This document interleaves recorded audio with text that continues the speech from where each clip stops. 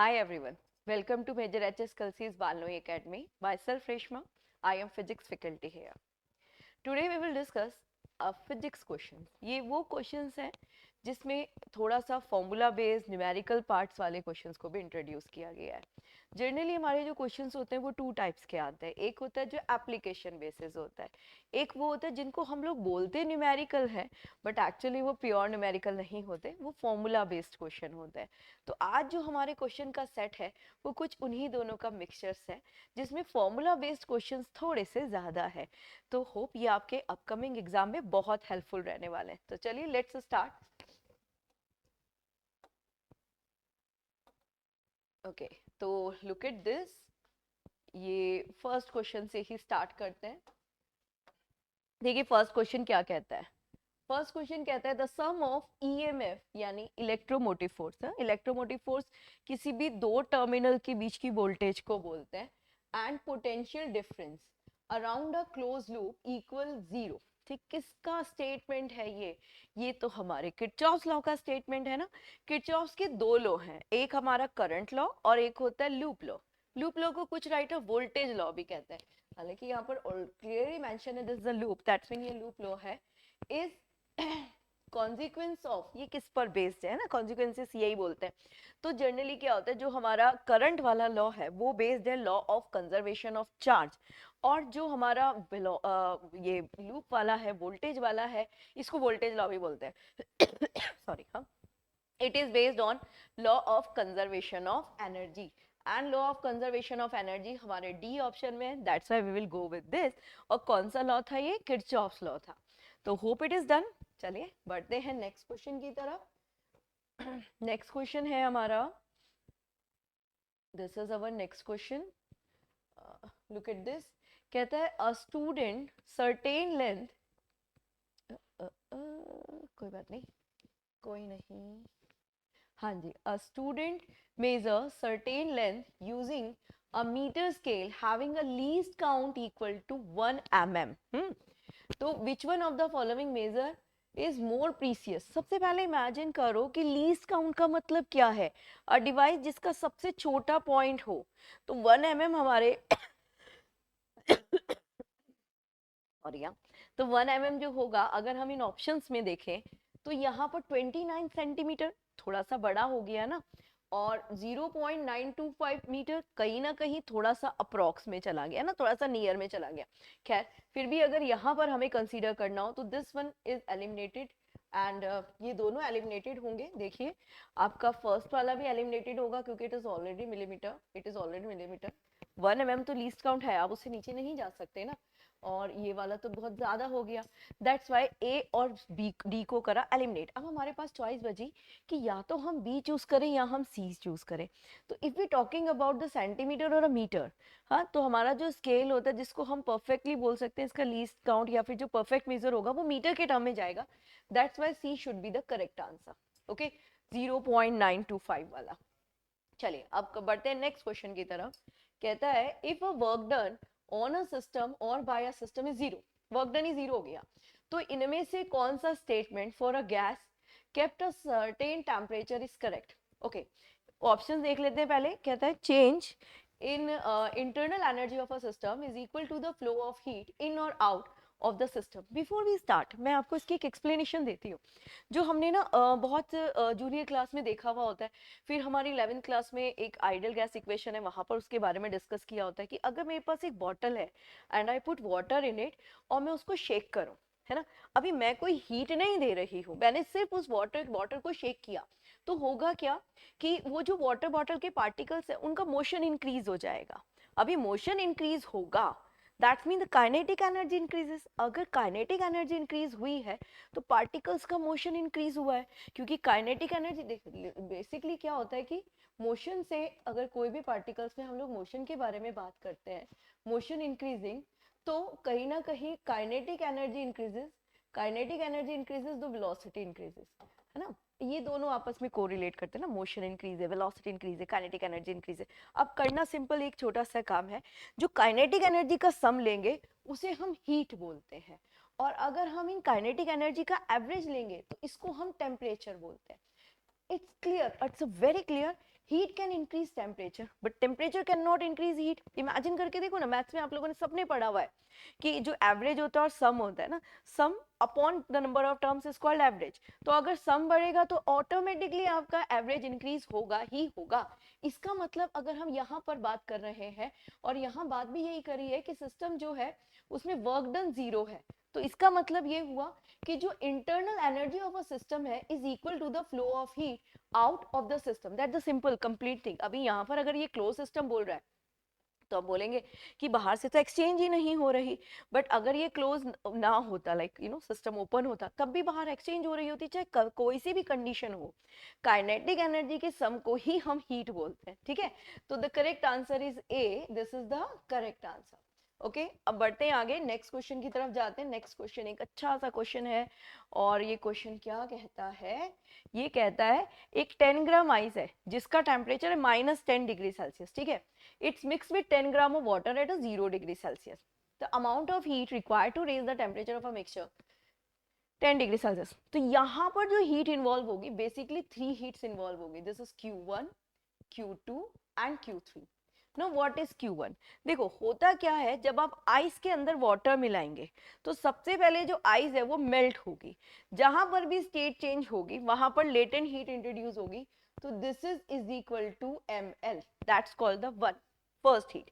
फिर क्या होगा, जब आप आइस को वाटर में मिलाएंगे स्टेट चेंज तो हो ही रही है, as well as heat is always flow from higher to lower, यानी आइस के और वाटर के टेम्परेचर में एक्सचेंज होगा। वहां पर जो आएगी वो स्पेसिफिक हीट वाली हीट आएगी, this is ms del T। फिर थर्ड वाली हीट, थोड़ा दूर करके लिख देते हैं, ज्यादा ही नियर नियर हो गया है ना, चलो थोड़ा सा डिस्टेंस करते हैं, ये रहा। तो Q2 इज इक्वल टू क्या हो गई, this is ms del T या डेल थीटा, मैं टी जर्नी टेम्परेचर लिख रही हूँ, आप थीटा कर लीजिएगा, कंफ्यूजन हो जाता है। और Q3 क्या होगी कि अब आइस और वाटर वाला जो मिक्सचर है, अब उसके टेम्परेचर को बढ़ा के 10 करना है, this is again ms del theta.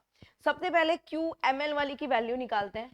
Q जो है वो m जो है वो आपका 10 है, और लेटेंट हीट जो है किसकी लेंगे, जो अपनी स्टेट चेंज कर रहा है। कौन चेंज कर रहा है, यस आइस चेंज कर रही है। दिस इज 80 कैलोरी पर ग्राम, दैट्स मीन 800 कैलोरी आ गई हमारी Q1 हीट। डन हो गई, ओके भाई।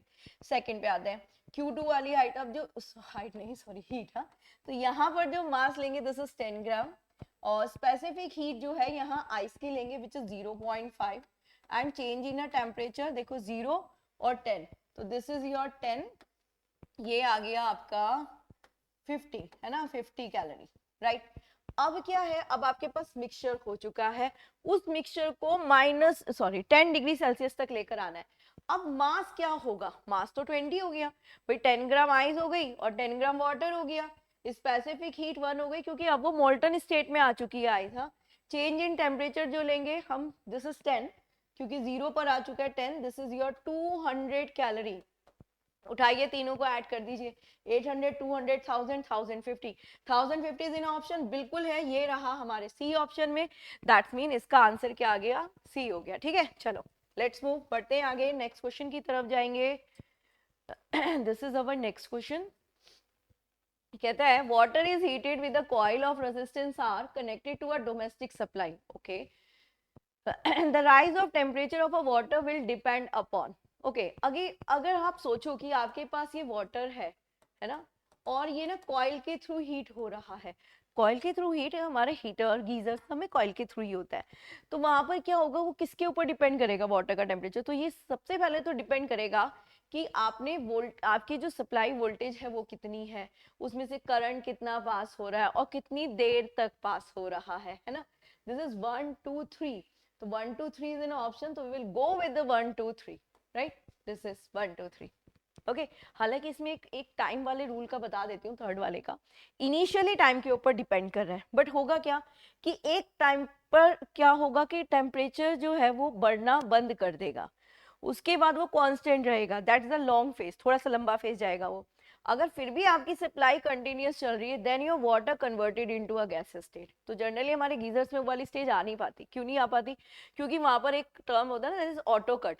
तो वहां पर वो ऑटो कट हो जाता है। बट याद रखना अगर ज्यादा टाइम तक चला और ऑटो कट नहीं हो रहा then water converted into gas state. ठीक है, तो चलिए फिफ्थ वाले का आंसर मिल चुका है। Now come to the next question.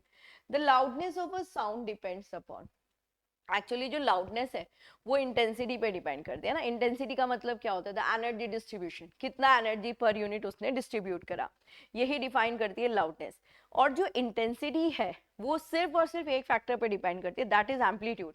तो पहले आप देखिए कि ऑप्शन में एम्पलीट्यूड है, वी सेड बिल्कुल है, ये रहा एम्पलीट्यूड। ओके, तो सिक्स तक क्वेश्चन का आंसर मिल चुका है। बढ़ते हैं आगे आगे आगे, और ये रहा हमारा सेवेंथ क्वेश्चन। यहाँ पर कहता है कि मास जो है वो m है, each place R distance apart. एक अनदर सिस्टम है जिसमें टू बॉडीज हैं जिनका मास 2 है, में R place a distance apart, मतलब आर ही लेके चलेंगे हम डिस्टेंस को। अगर फर्स्ट वाले सिस्टम का ग्रेविटेशनल फोर्स F है, सेकेंड वाले सिस्टम का फोर्स क्या होगा? कोई दिक्कत नहीं, अभी हम यहाँ पर ना ऐसे कर लेते हैं। फर्स्ट वाले में दोनों बॉडीज का जो मास है वो m है और उनका जो डिस्टेंस है वो r है। सेकेंड वाले केस में दोनों बॉडीज का जो मास है वो 2m है और जो डिस्टेंस है वो r ही है ना। मास डबल हो गया बट डिस्टेंस में कोई फर्क नहीं पड़ा। इसका ये ग्रेविटेशनल फोर्स F है, इसको हम F1 लेट कर लेते हैं। तो F का फॉर्मूला हो गया, this is 2 y m2 place है। रुको, अभी आपको लगेगा कि डायरेक्ट हो रहा है तो पहले एक बार एक स्टेटमेंट ये लिख लेते हैं, this is g m upon R square. तो ये क्या हो गया? This is g m square upon R square. यहाँ पर हम लेंगे तो क्या हो जाएगा? This is capital G 2m तो 4 हो जाएगा, and this is m square upon R square. इस पूरे की जगह पर उठाकर वैल्यू रख देंगे। This is F1 is equal to 4F, right? ये आ गया हमारा 4F। तो क्या 4F is in option? We said बिल्कुल है, और ये हमें क्लियरली विजिबल हो रहा है हमारे सी ऑप्शन में। The correct answer is C. Now come to the next question. Next क्या कहता है? Which one of the following regarding cathode rays is not true? What is the cathode rays? Cathode rays सबसे पहले negative charge होता है इन पर। और एक और बात आपको बताती हूँ, जब कैथोड रेज को किसी हैवी मेटल्स के ऊपर डाला जाता है, जिसका अब हैवी मेटल का मतलब क्या है? हैवी मेटल्स आर दोज जिसका मास नंबर बहुत ज्यादा है। तो जो मास नंबर बहुत ज्यादा वाला मेटल है, जब उसके ऊपर कैथोड रेज डाली गई, एक्चुअली ये हुआ क्या था कि एक एक्सपेरिमेंट कर रहे थे जब इलेक्ट्रॉन प्रोटॉन न्यूट्रॉन्स के बारे में चेक हो रहा था, है ना, उनकी प्रॉपर्टीज के बारे में चेक हो रहा था। तो उन्होंने कैथोड रेज एक हैवी मेटल के ऊपर डाली जिसका मास नंबर बहुत ज्यादा था। तो वहां पर कुछ इनविजिबल रेज दिखाई दी। ये जो इनविजिबल रेज है that is called X rays, है ना। तो जनरली क्या हुआ, एक्स रेज को जो इन्वेंट हुआ वो एक बाय मिस्टेक हुआ था। कौन से एक्सपेरिमेंट से हुआ था? बेसिकली जब इलेक्ट्रॉन्स की प्रेजेंस के लिए एक्सपेरिमेंट किया जा रहा था तब हुआ था। अच्छा, एक और बात आपको बताती हूँ, कैथोड रेज इलेक्ट्रोमैग्नेटिक नहीं है। इलेक्ट्रोमैग्नेटिक नहीं है मतलब ना तो इसके पास इलेक्ट्रिक फील्ड है, ना इसके पास मैग्नेटिक फील्ड है, ना ही इसकी स्पीड ऑफ लाइट के इक्वल है। बट इससे जो प्रोड्यूस हुई एक्स रे वो आपकी इलेक्ट्रोमैग्नेटिक वेव्स है। ठीक है, अभी हमने नहीं पढ़ा कि हमारे ऑप्शंस क्या हैं। अभी बेसिकली जैसे कैथोड रेज का नाम आया हमारे माइंड में स्ट्राइक कर गया वो सारी चीजें जो हमने कैथोड रेज के बारे में पढ़ी हुई है। This is the way to solve a competition exams question. जब भी हम कॉम्पिटिशन एग्जाम्स के क्वेश्चन करते हैं ना, तो हम जब भी उसके बारे में जो भी डिटेल्स पढ़ी हुई होती है उन सबको रिकॉल कर लेते हैं। और इस बार अभी जिस तरह के क्वेश्चंस हैं, यू नो, स्टेटमेंट वाले क्वेश्चंस होते हैं, यहाँ पर ये डेफिनेटली स्ट्राइक करता ही करता है। चलो लेट्स सी, अभी हमने ऑप्शंस नहीं देखे थे, अभी हम स्टार्ट कर रहे थे। द फर्स्ट इलेक्ट्रॉन्स है, ऑफ कोर्स कोई भी रे है इलेक्ट्रोमैग्नेटिक है तो ऑफ कोर्स होंगे। अगर इलेक्ट्रोमैग्नेटिक होती तो क्या इलेक्ट्रॉन्स होते? वी सेड नो, तब एनर्जी पैक होते जिनको हम क्या बोलते हैं? फोटोन एनर्जी पैक बोलते हैं। चलो आगे बढ़ते हैं। Cathode rays particle start from anode move toward cathode, ये तो अपोजिट हो गया। अगर इसके ऊपर नेगेटिव चार्ज है तो ये कैथोड टू एनोड जाएगा ना, एनोड टू कैथोड की बजाय। तो इसको वो यहाँ पर अभी देख लेते हैं, क्योंकि कभी भी आप इस तरह का क्वेश्चंस करें ना, मतलब ये ऑब्जेक्टिव वाले क्वेश्चन, और होप कि आपको जो आंसर है वो फर्स्ट या सेकंड ऑप्शन में ही मिल गया। तो ऐसा बिल्कुल भी नहीं है कि आप रिमेनिंग ऑप्शंस को नहीं देखेंगे, क्योंकि समटाइम क्या होता है ना, और जो रिमेनिंग ऑप्शंस होते हैं प्रोबेबिलिटी थोड़ा और ज्यादा अच्छा एक्सप्लेन कर रहा होता है। तो भले ही हमें आंसर मिल गया बी, लेकिन हम लोग चेक जरूर करेंगे सी और डी क्या कहता है। सी कहता है in the absence of electric and magnetic field cathode rays travel in a straight line. That's true, कि भाई इसके पास इलेक्ट्रिक मैग्नेटिक फील्ड नहीं है क्योंकि इलेक्ट्रोमैग्नेटिक वेव है ही नहीं। Television pictures tubes are cathode rays tube, absolutely cathode ray tubes होती है तभी उनकी इंटेंसिटी थोड़ी सी ज्यादा होती है और विजिबल प्रोवाइड है ना, विजिबिलिटी प्रोवाइड कराती है। हालांकि अब तो चेंजेस आ चुका है, बट हाँ कैथोड रे ट्यूब्स ही होगी जो वो ट्यूब वाला हमारा टीवी होगा। तो चलिए, तो अभी हमें पता चल चुका है हमारा जो करेक्ट आंसर है वो बी है। फिर भी मैंने आपको 4 के 4 पॉइंट्स को थोड़ा सा लिबरेट किया। लेट्स मूव, आगे बढ़ते हैं। Come to the next question, ये 9th क्वेश्चन। 9th क्वेश्चन क्या बोल रहा है? 9th क्वेश्चन बोल रहा है radiation coming from the sun are mostly in a form, that's a easy question है ना। अब इजी क्यों है? क्योंकि as we all knows light तो आ ही रही है, बट क्या सिर्फ लाइट आ रही है? नहीं, लाइट के साथ कोई तो ऐसी रेज आ रही है ना जिससे हमारी बहुत सारी चीजें हो रही है, like anti bacterial property show होती है। अगर आपको थोड़ा सा भी कंफ्यूजन है तो अपने घरों में चेक कीजिए आरओ के साथ भी यूवी रेज है, चलो that's the another thing. But एक बहुत प्रैक्टिकल और कॉमन चीज है, आप लोग घर में देखना, जब हम पल्सेस को स्टोर करते हैं, दाल को स्टोर करते हैं, गेहूं को स्टोर करते हैं, तो हमेशा मम्मा क्या करती हैं, उसको पहले धूप में रखती हैं।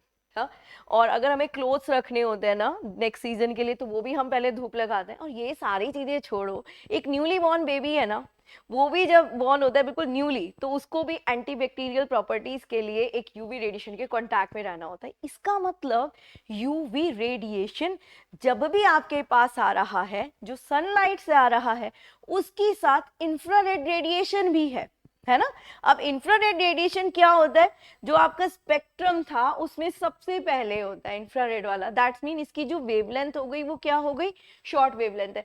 तो फर्स्ट अगर हम यहाँ पर देखें तो वी से लाइट तो है ही, बट लाइट सिर्फ नहीं है ना, लाइट सिर्फ नहीं है, साथ में एक इंफ्रारेड रेडिएशन भी है, और इंफ्रारेड की जो वेवलेंथ होती है वो क्या होती है? शॉर्ट वाली है। तो that's why this should be the correct answer. चलिए, हो गए 9 question.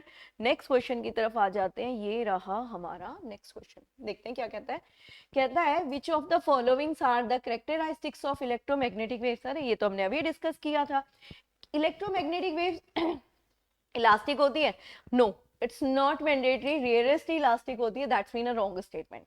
They can also move in a vacuum, absolutely right. Electromagnetic waves को no medium required for propagation, you know, एक जगह से दूसरी जगह जाने के लिए उसे मीडियम की जरूरत ही नहीं होती, तो इसलिए वो वैक्यूम में भी ट्रेवल कर लेती है, correct. They have electric and a magnetic components are mutually perpendicular each other. That's the most important point. ये प्रॉपर्टी है, और अगर ये प्रॉपर्टी नहीं होती तो क्या होता? किसी भी इलेक्ट्रिक मैग्नेटिक फील्ड में डालते डिफ्लेक्शन शो करता। तो this is the one of reason कि अगर हम किसी भी इलेक्ट्रोमैग्नेटिक रेस को इलेक्ट्रिक फील्ड में, मैग्नेटिक फील्ड में डाल देते हैं तो उसमें कोई भी डिफ्लेक्शन शो नहीं होता। थर्ड वाला देखते हैं, फोर्थ वाला देखते हैं। They move with the speed of 3 lakh metre per second. No भाई, ये मूव करता है स्पीड ऑफ लाइट के, और स्पीड ऑफ लाइट क्या होती है? 3 मीटर पर सेकेंड, राइट। तो ये रॉन्ग है भाई, तो 2 और 3 वाला करेक्ट है भाई, 2 और 3 ऑप्शन में बिल्कुल है, ये रहा सी वाला हमारा करेक्ट। चलिए नेक्स्ट क्वेश्चन की तरफ आते हैं। नेक्स्ट क्वेश्चन ये रहा हमारा नेक्स्ट क्वेश्चन। क्या कह रहा है नेक्स्ट क्वेश्चन? कि इनमें से कौन सा स्टेटमेंट ओम्स लॉ के लिए नॉट करेक्ट है? First, Ohm's law is an assumption that current through a conductor is always directly proportional to that the basic statement। क्या बोलता है कि अगर आप टेम्परेचर को कांस्टेंट कर दे, कंडक्टर बॉडी हो, तो करंट, वोल्टेज और करंट के बीच में ग्राफ हमेशा यूनिफॉर्म रहेगा। तो यस, ये तो करेक्ट स्टेटमेंट है। फिर कहते हैं conducting device obey the Ohm's law when the resistance of a device is independent of a magnitude। Absolutely right, क्योंकि resistance यहाँ पर हमेशा as a constant introduce किया जाता है, बिल्कुल correct है। और वो bodies जो Ohm's law follow करती है उनको हम क्या बोलते हैं? ohmic bodies।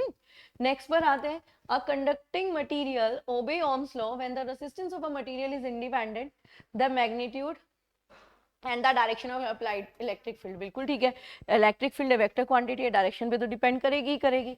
Now the next, इसका मतलब अभी हमें आंसर मिल चुका है ना थ्रू द एलिमिनेशन, डी वाला ही, लेकिन फिर भी देख लेते हैं क्या कहता है। Homogeneous material obey Ohm's law irrespectively of whether the field is within a range और अ स्ट्रॉन्ग। बिल्कुल भी नहीं, इसलिए ये हमारा रॉन्ग आंसर हो गया।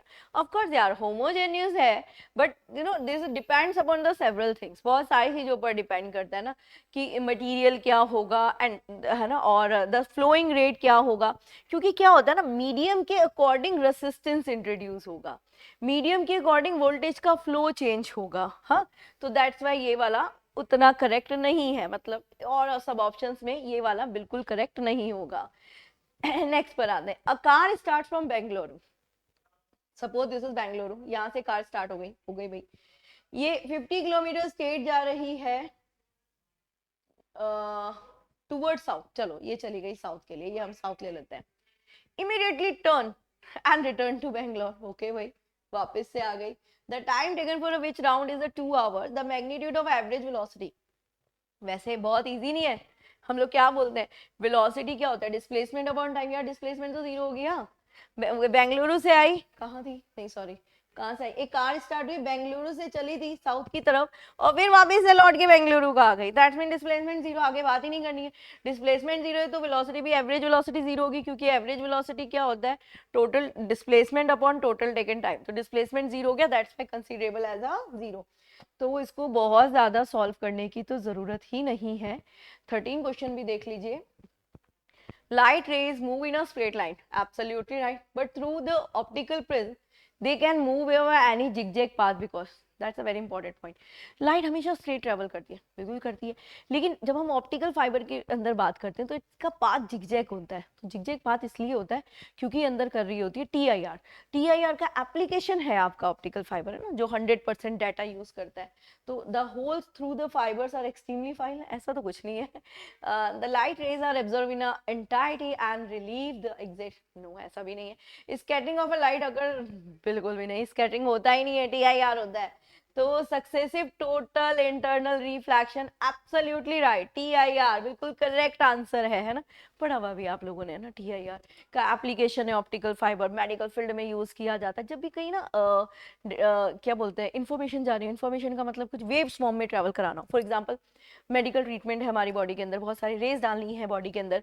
तो वी यूज ऑप्टिकल फाइबर, और ये सब छोड़ो, आजकल तो हम लोग इंटरनेट नहीं यूज करते, फाइबर इंटरनेट, फाइबर नेट बोलते हैं, तो जब से फाइबर नेट आया है स्पीड बढ़ गई है, वाई, बिकॉज उसमें ऑप्टिकल फाइबर है, कभी देखना आपके घरों में जो वो डिवाइस रखा हुआ होता है, उस डिवाइस में एक छोटी सी कांच की ट्यूब होती है, हालांकि हमें दिखती नहीं है क्योंकि उसके ऊपर बहुत सारी पैकेजिंग होती है, पहले सिल्वर वायरिंग्स की होती है, फिर कोडिंग होती है, ऑफ कोर्स होगी ना, सेंसिटिव होती है, लेकिन वो बोलता भी है ना, आपको बता के भी जाते हैं इंस्ट्रक्शन में कि सेंसिटिव है, ब्रेक हो सकती है, why, because this is a optical fibre, flint glass की बनी होती है ना, जल्दी टूट जाता है, वही ग्लास होता है जिससे आपका बल्ब और ट्यूबलाइट बना हुआ होता है। चलिए अब बढ़ते हैं आगे, now come to the next question, 13 तक हो चुके हैं, हमारा नेक्स्ट क्वेश्चन ये रहा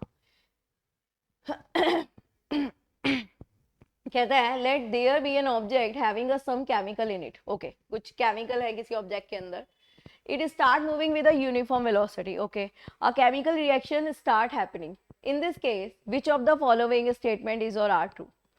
अच्छा बिफोर वी स्टार्ट हम थोड़ा सा इसके बारे में डिस्कस कर लेते हैं, यहाँ पर जो बोला यूनिफॉर्म वेलोसिटी है, यूनिफॉर्म का मतलब क्या है, इट्स यूनिफॉर्म है ना, ऐसे यूनिफॉर्म वाली हो गई, तो जब हम यूनिफॉर्म वाली वेलोसिटी के बारे में बात कर रहे हैं, यूनिफॉर्म वेलोसिटी, तो एक्सेलरेटिंग होगा and that's must be a constant वाला, है ना, कांस्टेंट एक्सेलरेशन वाला, तो अगर यूनिफॉर्म वेलोसिटी है, कांस्टेंट एक्सेलरेशन है, तो इसका मतलब ये हो जाएगा कि जो भी मूवमेंट हो रहा होगा वो सेंटर ऑफ मास के ऑब्जेक्ट के नियर होगा, है ना कहीं सोचो, chemical reaction, because here talking उसने केमिकल्स नहीं बताया, that's mean you can not identify the nature of chemical, ठीक, अभी स्टेटमेंट देखते हैं क्या कहता है, chemical reaction happening in a system cannot change the velocity of a center of mass on an object, वैसे करेक्ट, वो सेंटर ऑफ मास को चेंज ही नहीं कर सकती, क्यों नहीं कर सकती, क्योंकि बाहर से हिट आ रहा है ना वो, तो ठीक, now the next, chemical reaction happening in a system cannot change the kinetic energy of the particle inside with respect to the center of mass object, weight 30 gram in air, ये criteria जो आप बोल रहे थे 30 ग्राम और 8 ग्राम, ये तो हम डिफाइन ही नहीं कर सकते, क्योंकि हमारे पास तो जो इन्फॉर्मेशन दी है उसके अकॉर्डिंग हमारे पास कोई हिट, कोई केमिकल्स की जो अंदर डाला गया उनका कोई भी अमाउंट मेंशन ही नहीं है, इवन फॉर्मूला तक नहीं है, हमें उसमें वहां पर हम अगर फॉर्मूला पे तभी हम लोग मॉलिक्यूलर मास से रिलेट कर सकते थे, तो अगर मान लो ये क्वेश्चन आपको टफ भी लग रहा था, तो ये वाले क्राइटेरिया कभी भी फिक्स नहीं हो सकते जब तक अनटिल अनलेस आपके पास की कंपोजिशन ना हो, दैट्स मीन ए वाला 1 वाला ही करेक्ट है, we said 1, 1 is correct, right. चलिए आगे बढ़ते हैं। सेंटर ऑफ मास कोई केमिकल चेंज नहीं करेगा जब तक कि वहां पर बहुत एक्सट्रीम वाली रिएक्शन हो। उसमें भी क्या होगा, टेम्परेचर बढ़ेगा, वेलोसिटी बढ़ेगी, है ना, वेलोसिटी चेंज हो जाएगी क्योंकि हीटिंग इफेक्ट होगा, पार्टिकल्स का मोशन बढ़ेगा, हम वहां से रिलेट कर सकते हैं। Now come to the next question 15।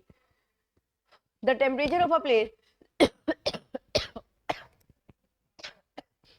This is on a sunny day is 113 on a Fahrenheit scale. ठीक है, मतलब जो टेम्परेचर है वो फ़ारेनहाइट में दिया है, दिस इज 113।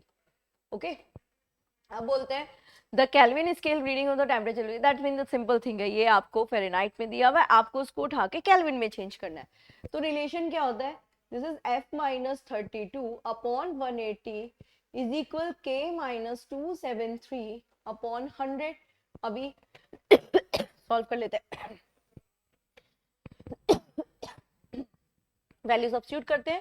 फ़ारेनहाइट की जगह लगाएंगे 113 माइनस 32 और यहाँ पर अपॉन में इसको चेंज कर लेते हैं, this is 5 and this is 9, ये हो गया 9 और ये यहाँ पर हो गया 5 and this is k minus 273।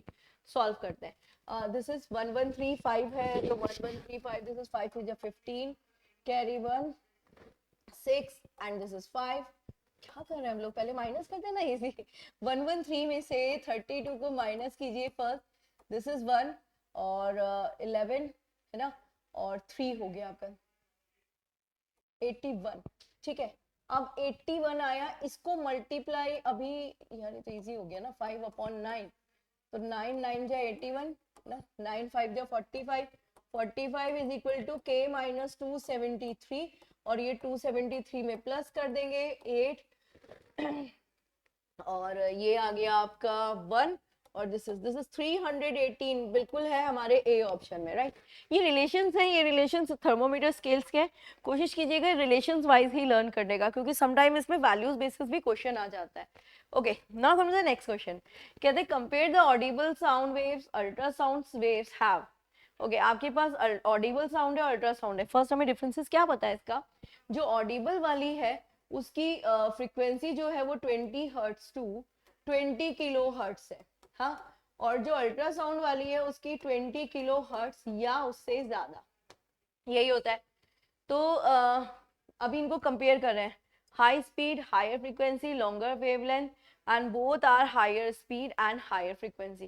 देखो फ्रीक्वेंसी तो यहाँ पर हमारी कहीं ना कहीं दोनों की वेरी कर रही है ना, लेकिन अभी अगर हम इन दोनों को कंपेयर करें तो हाई है दोनों की फ्रीक्वेंसी, हायर फ्रीक्वेंसी है। लेकिन अगर हम higher when you compare with the another factor, इन दोनों को अगर आप किसी तीसरे से कंपेयर करेंगे तो आप बोलेंगे ना हायर है, इसलिए यहाँ पर फ्रीक्वेंसी वाले टर्म को एलिमिनेट करते हैं, ये और ये दोनों को एलिमिनेट किया। Now we have a two choice, या तो हमारे पास हायर स्पीड है या लॉन्गर वेवलेंथ है। ठीक है, जो इन दोनों की स्पीड है ना वो स्पीड ऑफ साउंड के इक्वल है। स्पीड ऑफ साउंड जो है वो 0 डिग्री सेल्सियस में 332 मीटर पर सेकंड है। तो अगर हम यहाँ पर देखें तो दोनों की स्पीड तो सेम ही है, स्पीड चेंज होगी किसकी, जब वो सुपरसोनिक बन जाएगा, दैट्स वाई यहाँ पर स्पीड वाले को भी जाएंगे तो हम इसमें लॉन्गर वेवलेंथ टर्म डाल सकते हैं ना, अगर हम इनको कंपेयर कर रहे हैं compare to audible wave ultrasound wave. तो अल्ट्रासाउंड वेव की कहीं ना कहीं ज्यादा है। हालांकि अगर हम वेवलेंथ को इग्नोर करें और सिर्फ इन दोनों को कंपेयर करें तो हम ऐसा भी बोल सकते हैं ना कि अल्ट्रासाउंड की फ्रीक्वेंसी ऑडिबल की फ्रीक्वेंसी से ज्यादा है। तो यहाँ पर हायर फ्रीक्वेंसी हम ये यहाँ पर ले लेते हैं बी वाला कि अल्ट्रासाउंड की ज्यादा है ना। अभी जब भी होगा दिस इंग्लिश लैंग्वेज स्टेटमेंट हो गया ना, दो फैक्टर्स दिए हुए एक को, तो हम उसको सुपीरियर लेकर चलेंगे ना, सुपीरियर वाला जो होगा वो सेकंड वाले को ही कंपेयर करेंगे। चलिए नाउ द नेक्स्ट क्वेश्चन पर आते हैं। नेक्स्ट क्वेश्चन कौन सा है भाई, 17 है, चलो स्पेस हो गया यहाँ पर। ये कहता है एक ball is thrown by a player reach the other in a 2 second, ठीक, और the maximum height attend by the ball above the point of projectile will be, okay that's mean it is a projectile, बिल्कुल। ये यहाँ से है, एक bowler ने ball throw by one player ने करा और इसने उठा के कैच करा इस तरह से, तो टोटल जो टाइम लगा वो 2 सेकेंड लगा। सॉरी, टाइम का फॉर्मूला होता है t इज इक्वल टू 2 लिख दिया, just a minute, this is t is equal to 2 u sin theta upon g। 2u sine theta upon g, यहाँ पर 2 है ना, 2 is equal to 2u sine theta by g, तो ये cancel, overall g is equal आ गया हमारा u sine theta, या फिर हम ऐसा भी बोल सकते हैं कि u sine theta upon g is equal 1। अब हमें क्या निकालना है, हाइट निकालनी है, तो हमारा हाइट का फॉर्मूला होता है this is u square sine square theta upon 2g, यही होता है। अब यहाँ पर this is u square sine square theta, that's mean g square, नीचे कितना आ गया 2g, ये g से कैंसिल, और दिस इज g बाय 2। अभी जब भी आपको g ना दिया हुआ हो तो कोशिश कीजिए कि उसको 10 रखने का, हाँ, क्योंकि अगर आप 10 अपॉन 2 रखेंगे तो आपका 5 आएगा, 9.8 अपॉन 2 रखेंगे तो 4.9 आएगा, that is not in an option, तो वी विल गो विथ 10, तो 10 अपॉन 2 रखा, 5 आया, 5 हमारे बी ऑप्शन में, इसलिए करेक्ट आंसर हमारा हो गया बी, 5 मीटर। चले let's move, direct formula based question था, इसको हम न्यूमेरिकल कैटेगरी में नहीं डाल सकते। Now next question, a bomb is of mass 30 kg at rest explode into a 2 pieces of mass। अब बॉम्ब है, एक्सप्लोज हो रहा है, कंजर्वेशन ऑफ मोमेंटम पे लग रहा होगा, एक का मास है 18 kg, एक का 12 kg, वेलोसिटी जो है 18 kg वाले की 6 मीटर पर सेकंड है, तो kinetic energy of other mass, smart, other की वेलोसिटी नहीं पूछी है, काइनेटिक एनर्जी पूछी है, तो लगा दो formula, this is m1u1 is equal to m1 m2 v2, this is 18 into 6 is equal 12 into v2, और इससे 6 2 जा 12, 2 9 जा 18, v2 जो है वो आ गई हमारी 9। काइनेटिक एनर्जी का फॉर्मूला होता है half m v square, 12 m है, दिस इज 9 into 9, 6 into 81 कितना आ गया, this is 6 and this is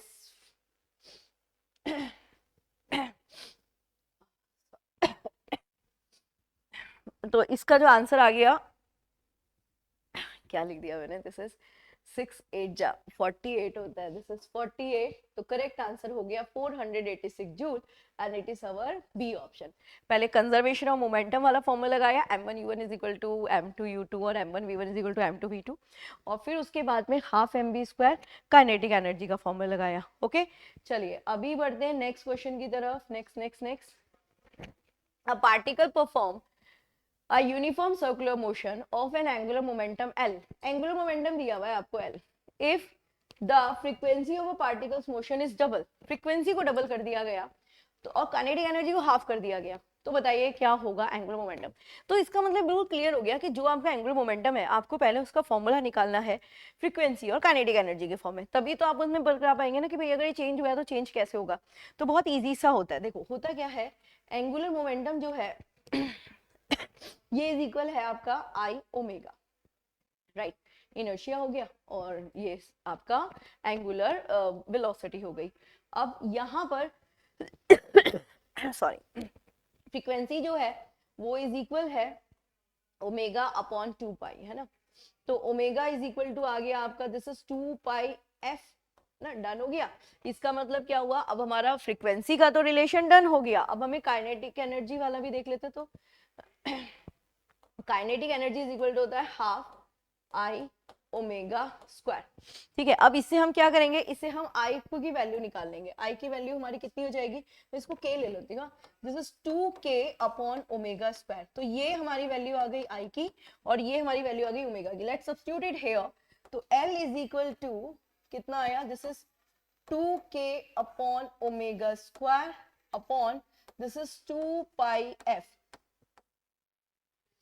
2 pi F, इतना लेंथी क्यों कर रहे हैं, इसमें ओमेगा को भी तो रिड्यूस किया जा सकता है, बिल्कुल किया जा सकता है, रुकिए पहले ओमेगा को ही रिड्यूस कर लेते हैं।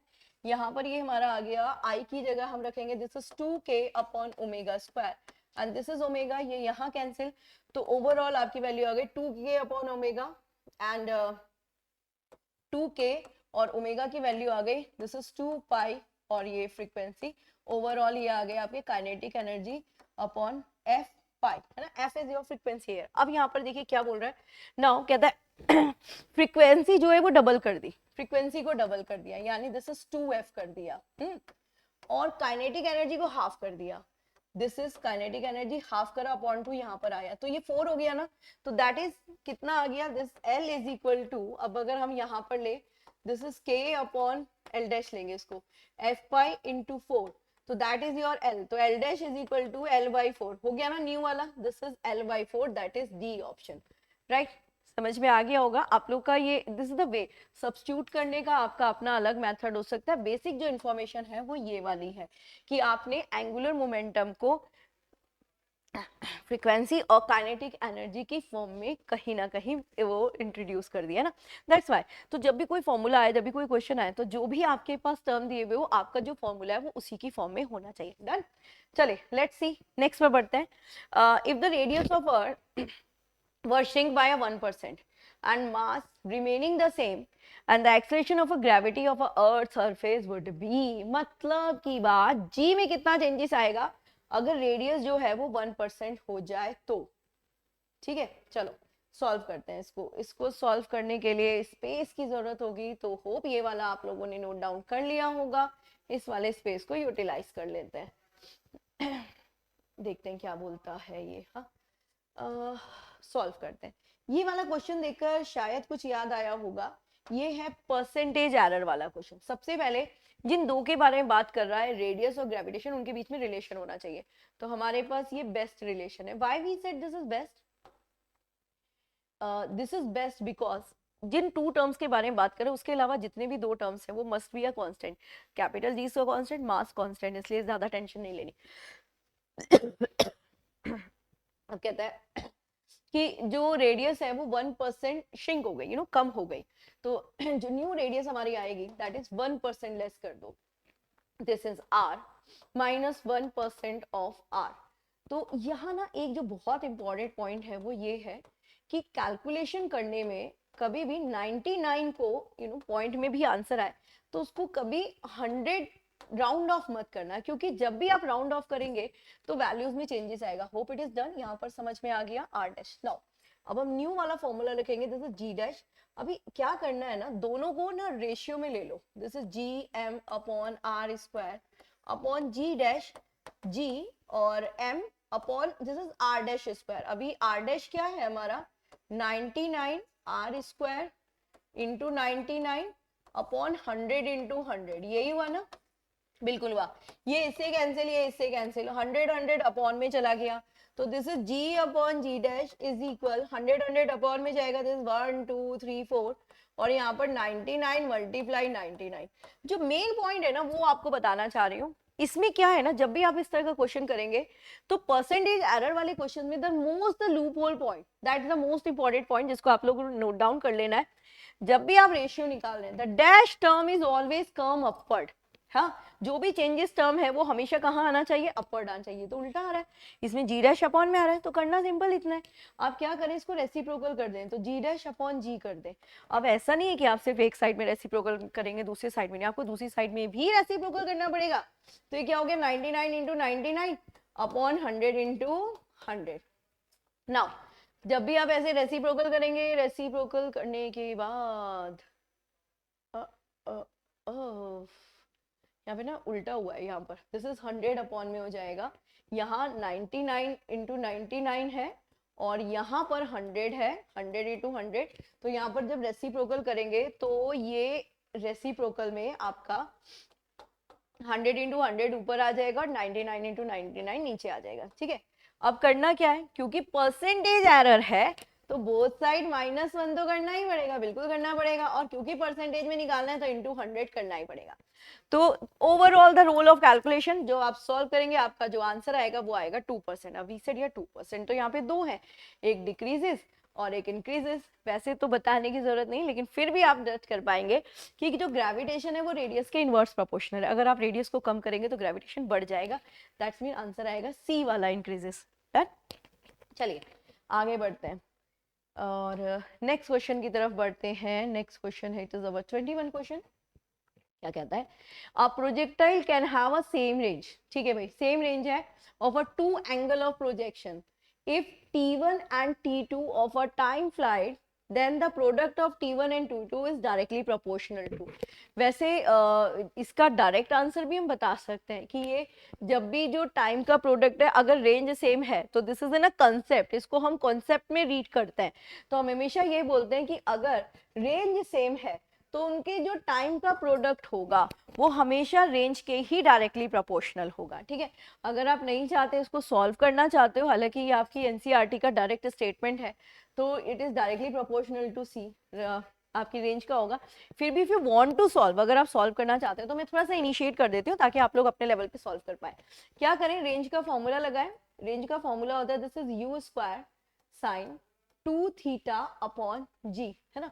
अब उसने कहा कि दो एंगल हैं, तो आपको खुद को ही एंगल कंसीडर करने पड़ेंगे। बस एक चीज का याद रखना, जब भी सेम रेंज में आप एंगल्स लेते हैं तो एंगल कॉम्प्लीमेंट्री होने चाहिए। फॉर एग्जाम्पल, एक अगर आपने थीटा लिया है तो दूसरा आप 90 माइनस थीटा ले लेना, दोनों का टी निकाल लेना। टी कैसे निकालेंगे, सपोज मैं टी1 के बारे में बात करूं, दिस इज हो जाएगा 2u साइन थीटा अपॉन जी, T2 क्या हो जाएगा, this is 2u sine 90 minus theta, 90 minus theta upon g, तो क्या हो जाएगा, ये कॉस थीटा हो जाएगा, और साइन और कॉस थीटा में मल्टीप्लाई करोगे तो क्या आ जाएगा, साइन 2 थीटा आ जाएगा, है ना। तो और साइन 2 थीटा से फिर निकालेंगे, देखो साइन 2 थीटा आपकी रेंज के डायरेक्टली प्रोपोर्शनल, रेंज वाले फॉर्मूले में आ रहा है, तो ये डायरेक्टली किसके प्रोपोर्शनल हो जाएगा, रेंज के हो जाएगा, ठीक है। चलिए इसको ऐसे सॉल्व कर लीजिएगा। सॉल्व करना चाहते हो पूरा सॉल्व करके कर लीजिए, कॉन्सेप्ट के थ्रू करना चाहते हो कॉन्सेप्ट के थ्रू कर लीजिए। नाउ द नेक्स्ट, एक क्रिकेट बॉल है जिसका मास है 250 ग्राम, okay, collide with the bat with the velocity of 10 meter per second and return with the same speed in a 0.0। Question अच्छा है, समझ गए ना।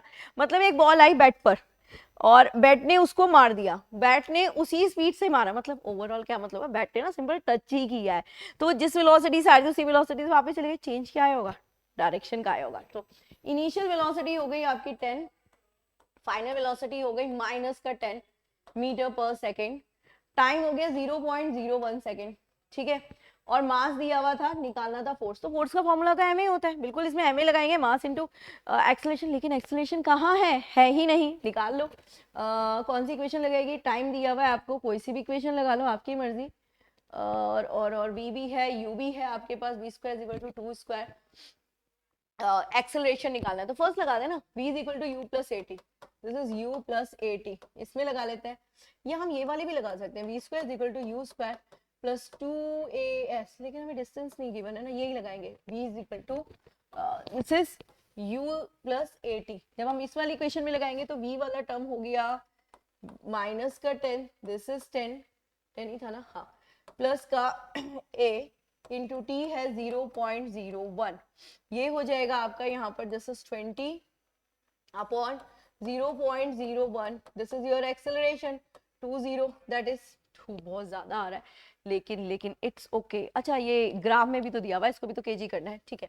फिर आप फोर्स का फॉर्मूला लगाएंगे, दिस इज एम ए, तो दिस इज न्यूटन में है, मतलब 250 को उठा के 1000 तो करना ही करना है, इनटू यहाँ पर आपका हो गया दिस इज 2000, ये इससे कैंसिल हो गया, तो ओवरऑल आपका आ गया 500 न्यूटन, यस 500 न्यूटन है, दिस इज 500 न्यूटन, 500 ही आएगा ना, हाँ 500 न्यूटन ही आएगा। एक बार फिर भी क्रॉस चेक कर लेते हैं, दिस इज 10 माइनस आएगा, दिस इज 20, 0.0120 इंक्रीज हो जाएंगे 2000, एब्सोल्युटली राइट। चलिए नेक्स्ट पर आते हैं। नेक्स्ट क्वेश्चन कहता है two bodies of mass 3 kg and 4 kg are suspended at the end of a massless string passing over a frictionless pulley. देखो अगर मैं इसको ऐसे कंसीडर करूं तो ये रहा, यहाँ पर ये 3 वाला है और यहाँ पर ये 4 वाला है ना, दोनों से ऐसे लग रहा है, तो एक्सेलरेशन निकालना है आपको सिस्टम का, जी को वैल्यू लेनी है 98, तो फोर्स, नेट फोर्स कितना होगा, देखो नेट फोर्स जो होगा वो होगा आपका 4g प्लस 3g होगा, this is 4g plus 3g, but यहाँ पर क्या होगा, दिस माइनस में जाएगा ना क्योंकि अपोजिट डायरेक्शन में होगा, दिस इज g, और ये आपका आ जाएगा ma एक्सेलरेशन, तो आपको ma निकालना है ना, फोर्स निकालना है, एक्सेलरेशन निकालना है, सॉरी, तो this is g by m, तो g हमें 9.8 लेना है और m हमें लेना है 3, तो कभी भी आप ऐसी इक्वेशन में स्टक हो जाते हैं तो अगर 9.8 से नहीं हो रहा तो आप डायरेक्ट 10 लेके भी कर सकते हैं, राउंड ऑफ अगर वैल्यू भी निकल जाएगी, तो 3 3 जा 9, और हाँ मतलब यहाँ पर थोड़ा सा जोल किया हुआ है, 10 लेकर करा हुआ है, दिस इज 10/3, तो ये कितना आ जाएगा एक्सेलरेशन, लगभग 3 पॉइंट समथिंग है ना, 3 पॉइंट समथिंग, तो 3 पॉइंट समथिंग में तो यहाँ पर कुछ है ही नहीं, एक बार क्वेश्चन को वापस से देखते हैं।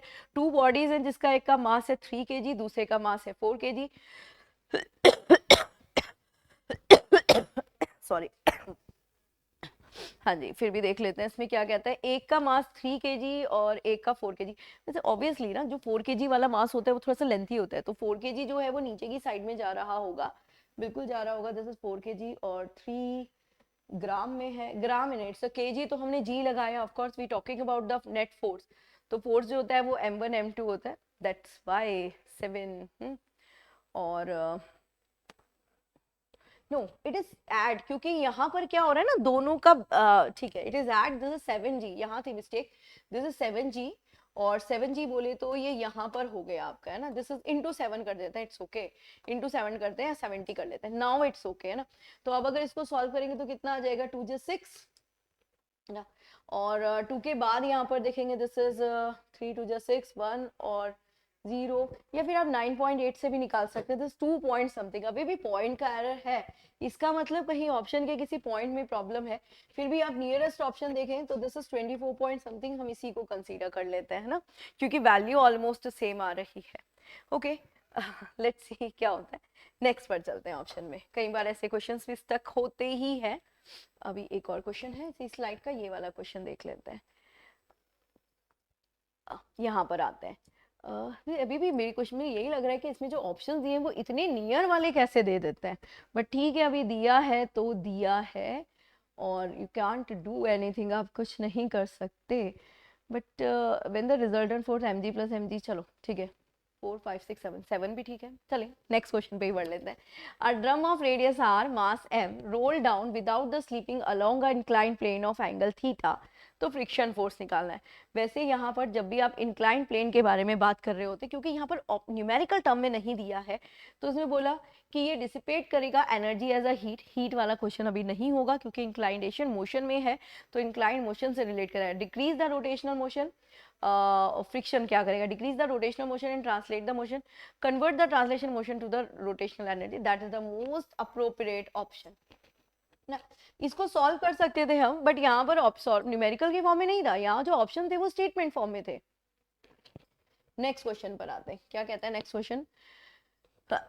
ठीक है, यहाँ पे कहता है a block of mass m moving in a frictionless horizontal surface collide with the spring to of a spring constant k, compress it by length l, तो the maximum momentum of a block after the collision, that's very important। देखो ध्यान से ना कि एक spring है, ये यहाँ पर एक स्प्रिंग है और यहाँ पर एक ब्लॉक है, ये ऐसे करके कनेक्ट किया हुआ है। ब्लॉक का जो मास है वो m है ना, और जब ये क्या करेगा, स्प्रिंग से कोलाइड करेगा, कंप्रेस करेगा, फिर ऐसे जाएगा, तो ये l डिस्टेंस करेगा मैक्सिमम, तो मैक्सिमम मतलब l डिस्टेंस तक जाएगा, तो इसका मैक्सिमम मोमेंटम बताना है। हाँ, हमें मोमेंटम का बताना है। तो यहाँ पर जब हम बात कर रहे हैं तो ओवरऑल देखो यहाँ पे मोशन डन हो चुका है ना। यहाँ पर क्या करें, आप ऐसे ले ले कि काइनेटिक एनर्जी और पोटेंशियल एनर्जी का जो सम है वो मैकेनिकल एनर्जी होती है। अब यहाँ पर जो मैकेनिकल एनर्जी है, क्योंकि काइनेटिक और पोटेंशियल सेम रह रहा है ना सब, कभी भी हमारे अर्थ के अंदर कोई भी मोशन होता है तो जो conservation of mechanical energy that's always the constant, तो ये तो जीरो हो गया। तो ये काइनेटिक एनर्जी और plus potential energy is equal zero, तो काइनेटिक एनर्जी जो हो गई वो माइनस का पोटेंशियल एनर्जी की फॉर्म में हो गई। अब यहाँ पे फॉर्मूला सब्स्टिट्यूट कर देते हैं ना। अब काइनेटिक एनर्जी का जो हमारा फॉर्मूला होता है that is half m v square, क्योंकि काइनेटिक एनर्जी तो ब्लॉक की है, this is half m v square, this is half m v square. लेकिन क्वेश्चन ये है कि हम पोटेंशियल एनर्जी को क्या लेंगे, तो यहाँ पर जो पोटेंशियल एनर्जी होगी वो आपकी स्प्रिंग वाली पोटेंशियल एनर्जी होगी, और स्प्रिंग की जो पोटेंशियल एनर्जी होती है वो स्प्रिंग के इलास्टिक नेचर पे डिपेंड कर रही होती है। तो यहाँ पर इलास्टिक नेचर है के, एंड जो भी डिस्टेंस ट्रेवल कर रहा है, तो अभी जैसे इसमें एल दिया हुआ है तो आप एल ले लीजिए, this is L square, right. Half से हाफ कैंसिल करो, और आपको ना मोमेंटम निकालना है, तो मोमेंटम के लिए एम वी चाहिए ना मोमेंटम का, तो हम क्या करेंगे, वी निकाल लेते हैं, तो वी यहाँ से निकल जाएगा, this is v square is equal, और क्या करें के एल स्क्वायर अपॉन एम, और v जो हो गया वो अंडर रूट हो गया, l को निकालेंगे बाहर, this is k upon m, उठा के यहाँ पर सब्स्टिट्यूट कर देंगे, क्या आ जाएगा, मास हो गया, this is l into under root k upon m। अब ये आंसर है, बट ऐसा तो कोई ऑप्शन में है ही नहीं। तो इसका मतलब क्या करना है, m को अंदर डालना है, मतलब एक ऊपर m के नीचे मल्टीप्लाई करके यहाँ पर m ले लेना है, तो ओवरऑल आ जाएगा this is l under root में km, है ना, km, दिस इज l, तो that should be the correct answer. ये l यहाँ पर है, बाहर में है, दिस इज करेक्ट आंसर। यहाँ पर ये 1 लिया हुआ है, शायद इसलिए ऐसा बोल रहा है, ये 1 को कंसीडर करना है, इसको l को 1 कंसीडर करना है, तो दैट शुड बी अ 1, ठीक है, अंडर रूट km हो जाएगा। मेन फॉर्मूलाज देख लीजिए, रिलेशन देख लीजिए, मेन यहाँ पर रिलेशन स्टेब्लिश करना ही है। चलिए अब आते हैं नेक्स्ट क्वेश्चन की तरफ। नेक्स्ट क्वेश्चन के लिए हमें स्पेस चाहिए होगा, स्पेस के लिए हमें ये इरेज करना पड़ेगा, तो इसको इरेज कर देते हैं। Next next next next next next next question पर आ रहे हैं। कौन सा है क्वेश्चन? 26 वाला क्वेश्चन है, देख लेते हैं भी क्या कह रहा है। कहता है कि स्मॉल बॉल है जो drop from a height 20 meter, ऐसे करके ड्रॉप करिए। ड्रॉप और थ्रो में बड़ा डिफरेंसेस है। थ्रो का मतलब है कि आप किसी वेलोसिटी के साथ ऐसे थ्रो कर रहे हो, ड्रॉप का मतलब है बिना किसी वेलोसिटी के ऐसे थ्रो करा, मतलब फ्री फॉल वाला है। तो एक 20 मीटर हाइट से ड्रॉप करी, तो उसका coefficient of the restitution is 0.09, then the height after the first collision. Easy है, क्या करते हैं, फॉर्मूला कौन सा लगाते हैं, यही था ना कोएफिशिएंट का, दिस इज h2 अपॉन, इसको h स्क्वायर मत कंसीडर करना, h2 अपॉन h1 है, h2 जो दोबारा बाउंस बैक वाली हाइट है। तो फॉर्मूला में वैल्यू सब्स्टिट्यूट करते हैं, 0.9 इज इक्वल अंडर रूट, ये वाली हमें h निकालनी है, ये वाली हमें 20 दी हुई है, सबसे पहले स्क्वायर लगाओ, अभी स्क्वायर रूट हटेगा, 0.9 तो ये आ जाएगा 0.81 इंटू 20 इज इक्वल h, तो ये आ गया आपका, ठीक करा है ना, हाँ बिल्कुल ठीक करा है, दिस इज 60 0 और 1 के बाद that is 16 is an option, yes option में होना तो चाहिए। स्क्वायर 9, 0.9 है, 20 है, तो 16 पॉइंट समथिंग वाला मोस्ट अप्रोप्रिएट आंसर है, that must be the correct answer, right. चलिए आगे बढ़ते हैं, नेक्स्ट क्वेश्चन की तरफ चलते हैं। ये 27th वाला क्वेश्चन है। ये क्या कहता है कि एक सॉलिड सिलेंडर है जिसका मास है m, रेडियस है r, roll without slipping down an incline plane of L, length L and height h. What is the speed of a center of mass when the cylinder reach at the bottom? तो question को समझिए पहले। एक solid cylinder है जिसका mass m है, cylinder form में, ठीक है, ऐसे मास m है, रेडियस r है, without slipping down an incline plane of L और height, what is the speed of center of mass when the cylinder reach the bottom? तो मतलब ये यहाँ तक, ये यहाँ से होगा, हाँ, विदाउट स्लीपिंग डाउन, मतलब यू नो अभी ये जो इंक्लाइन प्लेन है उसके बारे में दिया हुआ था, और यहाँ पर आपको निकालना है the speed of centre of mass. तो जब ये सेंटर ऑफ मास की, यानी जब वो ग्राउंड पर पहुंच जाएगा तो जो उसका सेंटर ऑफ मास रहेगा उसकी स्पीड क्या होगी। जब भी आप इस तरह के क्वेश्चंस को करेंगे तो सबसे पहले यहाँ पर क्या निकालना पड़ेगा, ऑफ कोर्स स्पीड निकालनी है। तो उससे पहले इंक्लाइन प्लेन में एक्सेलरेशन चेंज हो जाता है ना, क्या हो जाता है आपका, g sin थीटा हो जाता है। तो यहाँ पर जो फॉर्मूला हो जाएगा वो एक्सेलरेशन में चेंजेस आएगा, this is 1 plus k square upon x square, यही होगा ना। ये किसका फॉर्मूला है, जब भी आपका इंक्लाइन प्लेन का हो, इंक्लाइन प्लेन में विदाउट रोलिंग वाला है ना, जैसे यू नो ऐसे ही गिराया जा रहा है बट रोल नहीं कर रहा है ना, रोल नहीं कर रहा, तब दिस इज एक्स स्क्वायर, नहीं यहाँ पर आर ले लो क्योंकि इसमें तो प्रॉपर आपको रेडियस दी है ना आर। तो जब आप लोग ये डेरिवेशन करते हैं आपका, आई थिंक 12th क्लास में ना इंक्लाइन प्लेन, या 11th क्लास में, तो वहां पर हम लोग एक्स कंसीडर करके चल लेते हैं। अब when you talking about the cylinder, ठीक है, तो only for a solid cylinder आपका आई क्या होता है ना, इनर्शिया क्या होता है, क्योंकि जब भी कोई इंक्लाइन प्लेन होगा तो वहां पर क्या होगा, इनर्शिया लगेगा ही लगेगा। अब यहाँ पर हम इनर्शिया को क्यों कंसीडर कर रहे हैं, मोमेंट ऑफ इनर्शिया को क्यों कंसीडर कर रहे हैं, क्योंकि यहाँ उन्होंने एक बात बोली है कि विदाउट स्लीपिंग डाउन, है ना, अभी बिना स्लिप हुए हुए, तो यहाँ पर इनर्शिया को निकालेंगे, तो इनर्शिया का फॉर्मूला हमारा होता है this is m k square, हो गया m k स्क्वायर। अब क्योंकि ये सॉलिड सिलेंडर है तो आप लोगों ने मोमेंट ऑफ इनर्शिया में ये ऐसे भी लिया होगा, this is r square by 2। तो ओवरऑल यहाँ आपका रिलेशन निकल कर आ गया, दिस इज k स्क्वायर और r स्क्वायर इज इक्वल 1/2, निकल कर आया है रिलेशन। अब मैं इस रिलेशन को यहाँ पर सब्स्टिट्यूट कर देती हूँ, तो g sin theta upon 1 + 1/2, that's mean 3/2, तो ये आ गया 2/3 जी साइन थीटा आ गया भाई, बिल्कुल आ गया। अब एक्सेलरेशन ये हो गया, अब क्या करना है आपको, स्पीड निकालनी है। तो स्पीड तो बिना हमारी किसी इक्वेशन के निकलेगी ही नहीं। अब हम इक्वेशन कौन सी लगाएं, अब हमारे पास जो फर्स्ट और सेकंड इक्वेशन है उसमें तो टी है, इसमें हमारे पास टी नहीं है, तो we will go with the third. V square is equal to u square plus 2gh। यहाँ पर जो वी स्क्वायर है वो निकालना है, इनिशियल वेलोसिटी क्योंकि अभी वो रुका हुआ था तब उसने रोल करना स्टार्ट करा, ये 0 हो गई, ये 2 हो गया। एक्सेलरेशन लेंगे, दिस इज 2/3 एंड जी, और कितना हो गया ये आपका, दिस इज साइन थीटा हो गया, और जो h है वो आपकी कितनी हो गई, l हो गई, है ना जी, और ये क्या हो गई, l। और इसमें यहाँ पर l के फॉर्म में ले सकते हैं, बिल्कुल ले सकते हैं, l नहीं लेंगे, हाइट लेंगे, दिस इज h हाइट लेंगे। तो this is 4/3 g and ignore the angle hair, तो 4/3 gh है ना, 4/3 gh। क्या 4/3 gh है, बिल्कुल है ऑप्शन में, दिस इज राइट। ओके, अब थीटा में एंगल भी कभी भी अगर होना तो दिस 90 कंसीडर करके, दैट्स वाई से यहाँ पर एंगल को एलिमिनेट कर देते हैं। चलिए अभी डन हो गया, मैश सा हो गया, लेकिन फॉर्मूला देख लीजिए, ये अप्लाई करा, उसके बाद सॉलिड सिलेंडर का मोमेंट ऑफ इनर्शिया निकाला और फिर ऐसे करा। ठीक है, चले नेक्स्ट पे बढ़ते हैं। Which of the following astronomer first proposed the sun is static and the earth revolve around the sun? Galileo, Kepler, Copernicus and Theodorus।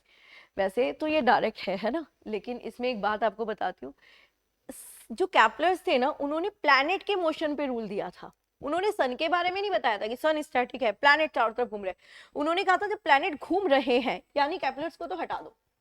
Galileo जी ने भी ये डिस्क्रिप्शन नहीं दिया था, गैलीलियो जी ने जो करा था डिस्टेंस के रिस्पेक्ट में दिया था। अब इन दो में से ऑप्शंस आ रहे हैं, तो the first is this Copernicus. Copernicus एक ऐसे साइंटिस्ट थे जिन्होंने सबसे पहले बताया था कि स्टैटिक है आपका सन और प्लैनेट उसके चारों तरफ घूम रहे हैं, तो इसमें आई डोंट थिंक सो बहुत ज्यादा एक्सप्लेनेशन की जरूरत है। नाउ द नेक्स्ट क्वेश्चन कहते हैं, if the distance between the earth and the sun were present its present value then the number of days in a year would have been half हो गई। ठीक है, अच्छा सोचो इसमें ये कौन सा फॉर्मूला लगाएंगे, हमें तो कुछ दिया हुआ ही नहीं है, तो इसमें लगाएंगे आप कैप्लर्स का थर्ड लॉ, जहां पर T square is directly proportional to a cube distance ले लेते हैं, इसमें टी स्क्वायर ले लिया, तो टी स्क्वायर अभी हमारा 365 है। अब वो कहते हैं टी डैश कितना हो जाएगा, तो जब भी दो सेम क्वांटिटीज के बारे में लिया जाता है रेशियो, तो वो इक्वल करके कांस्टेंट कंसीडर करके हट जाता है। अभी वो डिस्टेंस को क्या कह रहा है, the distance between earth and the half, this is a by 2 का क्यूब, ये 8 हो गया, दिस इज a, ये यहाँ से कैंसिल, तो T square is equal to 8 T dash square, तो टी डैश तो निकालना है भाई, this is T square upon 8 और इसका स्क्वायर रूट कर दो, टी स्क्वायर बाई 8। अब आप अच्छे जानते हो कि जो हमारा टी स्क्वायर है दिस इज 365, तो इसको 365 अपॉन 8 करेंगे और उसके बाद फिर यहाँ पर करेंगे स्क्वायर रूट। ओके, तो थोड़ा सा कैलकुलेशन हो जाएगा और कुछ नहीं है, तो 365 अगर हम लें तो डिवाइडेड बाय 8 करके देख लेते हैं, 365 यहाँ पर 8 से डिवाइड करके देखते हैं, 4 जा 32 है ना, यहाँ पर आया 45, तो यहाँ पर 5 से 40 ले लिया, लगभग 45 पॉइंट समथिंग आएगा, 45 पॉइंट समथिंग का जब आप स्क्वायर रूट लेंगे, हमेशा कंप्लीट कैलकुलेशन मत करना if you have an option, क्योंकि आप कहीं ना कहीं उसी से क्लियर या रिलेट कर सकते हैं। फिर यहाँ पर आप लेंगे इसका स्क्वायर रूट, तो दिस इज 6 अप्रोक्सीमेट है ना, 6 वाले समथिंग में जाएगा, दिस मस्ट बी 64.5। तो देखा, पूरी कैलकुलेशन करने की जरूरत भी नहीं पड़ी, नहीं, कहीं ना कहीं ऐसे ही आपका क्वेश्चन निकल जाता है। और वैसे भी इट्स ऑब्वियस है कि कम तो होना ही होना है, क्योंकि ये डायरेक्टली प्रोपोर्शनल, और अगर डिस्टेंस कम हो रहा है तो कम होगा ही होगा। तो यहाँ पर ये क्वेश्चन हुआ डन। अब आते हैं हम लास्ट क्वेश्चन पर, कहते हैं स्टील द यंग मॉडुलस, यहाँ पर जो यंग मॉडुलस है वो of a and in steel the Young modulus the strain of a breaking points are, okay, actually इसकी एक वैल्यू है और इसकी वैल्यू थोड़ा यहाँ पर हटी हुई है, दिस इज 2 इंटू 10⁻11 है ना, स्टील है इसलिए कंसीडर कर रहे हैं 11। तो अब वो कहते हैं और एंड ये मॉडुलस है, यंग मॉडुलस है, ये स्ट्रेन है, दिस इज द स्ट्रेन, तो इसका ब्रेकिंग पॉइंट निकालना है ऑफ अ स्टील। सबसे पहले बताइए ये कहाँ यूज करते हो, ये यूज करते हैं इलास्टिसिटी में, जो हमारा हुक्स लॉ है जिसमें हम मॉडल्स निकालते हैं, कौन सा वाला फॉर्मूला लगाएंगे, हम लगाएंगे इसमें यंग मॉडुलस, तो यंग मॉडुलस में हमने लगाया this is Y is equal stress upon strain. Okay, Young modulus आपको गिवन है, ऑफ कोर्स गिवन है, नहीं गिवन है आपको स्ट्रेस गिवन है, this is 2 into 10 to the power 11, और यहाँ पर स्ट्रेन है, स्ट्रेन की जो होता है ना दैट द चेंजेस, और वो यूनिट लेस होता है, तो यहाँ पर आया दिस इज 0.15, सॉल्व कर लो भाई, इसको हटाओ, यहाँ पर 2 0 लगा लो, और 200 अपॉन 15 40, और ये आ गया 1 1, दिस इज 3 1 जा 3, and this is 10 3, this is 13 point something, और 13 पॉइंट करा 10 टू दी पावर में आपका आ गया 11 ही है ना, तो ये यहाँ पर देख लो, ये 1.33 है 10 टू दी पावर 12, ठीक है, 1.33 into 10 to the power 12, this is newton per meter square, ये रहा इसका फॉर्मूला। तो होप इट इज डन, आप लोगों को समझ में आए होंगे आज के क्वेश्चंस। आज के क्वेश्चंस में थोड़ा सा न्यूमेरिक वाले टर्म्स ज्यादा थे, क्योंकि इस तरह के क्वेश्चंस भी आपके एग्जाम्स में आते हैं, और ऑफ कोर्स ये वाले क्वेश्चंस आपको बहुत हेल्पफुल रहने वाले हैं आपके अपकमिंग एग्जाम्स के लिए। तो मिलते हैं नेक्स्ट टेस्ट सीरीज में, तब तक थैंक यू एंड जय हिंद।